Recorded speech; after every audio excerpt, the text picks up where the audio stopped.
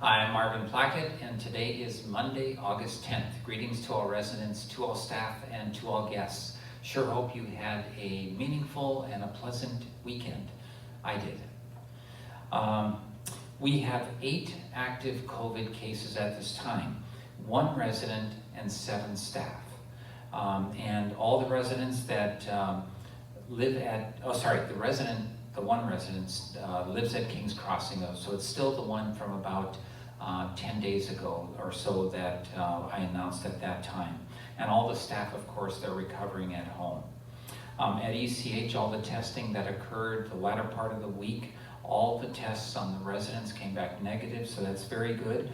At the Gardens, we administered 54 tests on Friday, and all those tests came back negative for all residents and all staff, and that was, so that was at the Gardens. And then this week at the Gardens, 7th floor is going to be retested today, and 4th floor is going to be retested Thursday and Friday of this week. Okay, so more testing to come. Certainly when we have 7 staff that have COVID and 1 resident still only that has COVID, that means that we, the staff, are doing a lot of things right, as in wearing masks, social distancing, infection control, frequent hand washing, and staying home if there's any symptoms. Because we haven't, at least to this point, we haven't clearly spread it substantially to any residents. That's very good. So that's what the testing is telling us, that the staff are doing a lot of things right, and that's exactly what we need to be doing. Here we are, it is August, and COVID entered our country, it was in February. In March, I believe it was, when it entered in Minnesota. I could be off on that just a little bit.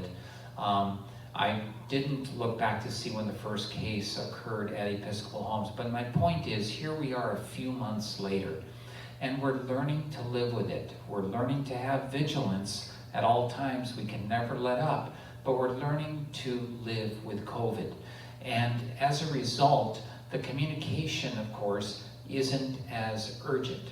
And we don't feel, you don't, I don't, because I'm communicating with you on a somewhat regular basis. We're not in a sense of panic right now. And of course, that's a really good thing, that we're not sitting on the edge of our seats wondering what is happening today, this very moment. What's going to be the case tomorrow? What's Marvin going to tell us on Wednesday? We're not in that state of anxiety from moment to moment, day to day, week to week. And so, oops, kind of lost my spot here on the mic. And so as a result, the urgency of the communication isn't the same as it was a few months ago. And our numbers tell us that as well on Facebook, because we're able to track how many clicks, how many people are tuning into the various programming that we do. And so for the Monday through Friday daily update, the numbers have gone down precipitously in terms of the people following this update.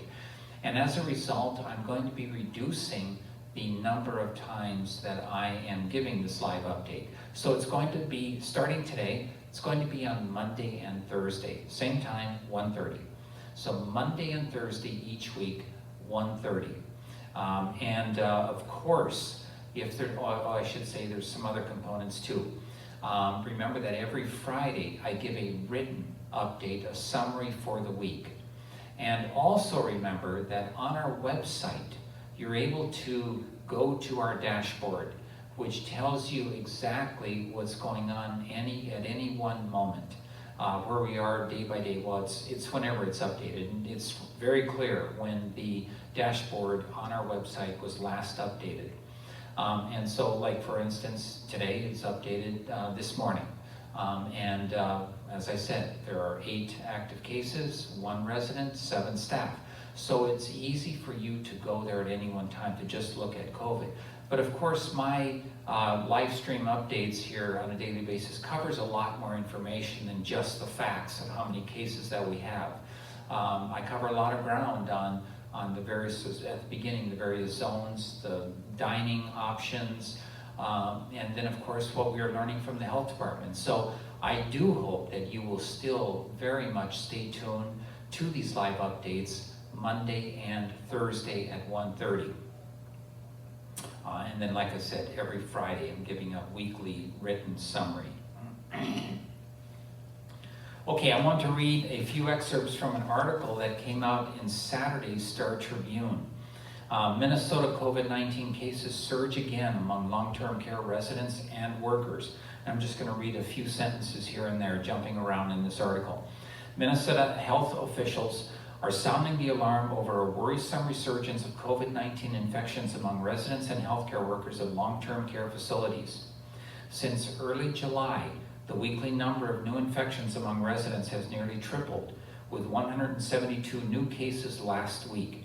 That has been coupled with an increasing number of infections among long-term care employees.